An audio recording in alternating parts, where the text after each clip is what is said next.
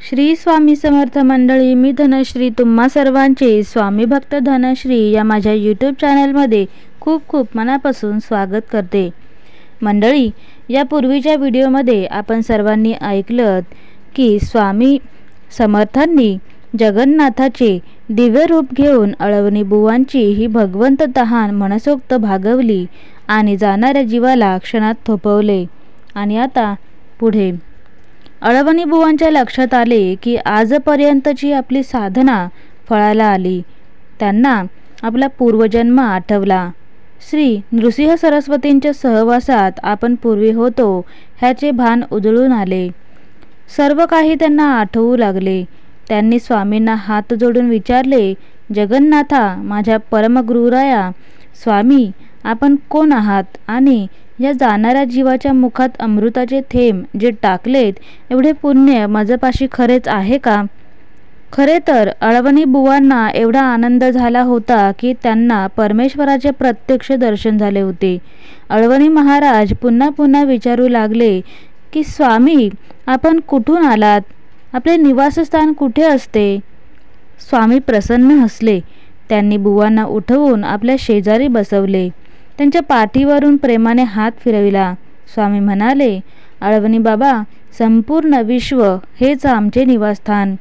कधी कैलास पर्वतावर असतो, कधी शेषशायी नागावर आम्ही आनंदाने पहुडलेलो असतो। कुणी प्रेमाने हाक मारली की धावत येतो। आज तुम्ही प्राण भरल्या स्वरात हाक मारलीत। हिमालयातून संचार करीत दक्षिणेकडे निघालो होतो।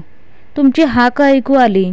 तुम्ही तर माझ्याच दर्शनासाठी आल्या होतात, म्हणून धावत धावत इकडे आलो। मी कुठे राहतो त्याचे उत्तर सांगतो। विश्वभर संचार करतो, परंतु गिरनार पर्वत हे माझे आवडते ठिकाण।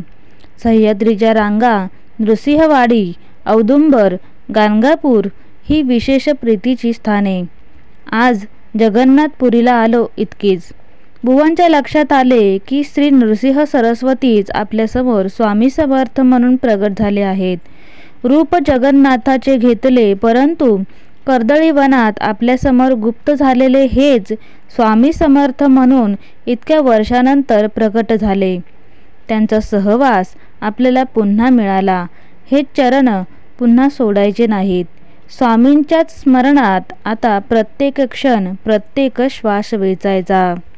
तर मंडळी, भगवंताला सर्वात प्रिय गोष्ट कोणती तर भक्ताची आर्त हाक। अंतःकरणापासून हाक मारली की परमेश्वर भक्ताच्या दर्शनासाठी धावून जातो।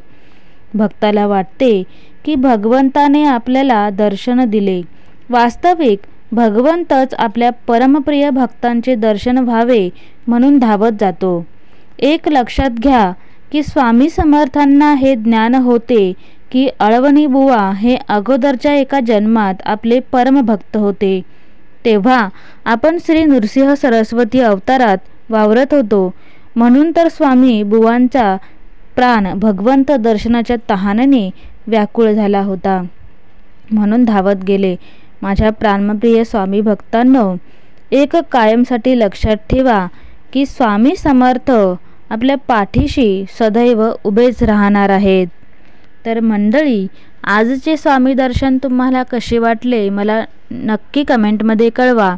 त्याचबरोबर आजचा व्हिडिओ तुम्हाला आवडला असेल तर लाईक करायला विसरू नका। त्याचबरोबर चॅनलला सबस्क्राईब करायला विसरू नका, जेणेकरून तुम्हाला येणाऱ्या नवीन व्हिडिओचे नोटिफिकेशन सर्वात आधी मिळेल व तुम्ही येणाऱ्या नवीन कथेचा आनंद घेऊ शकाल।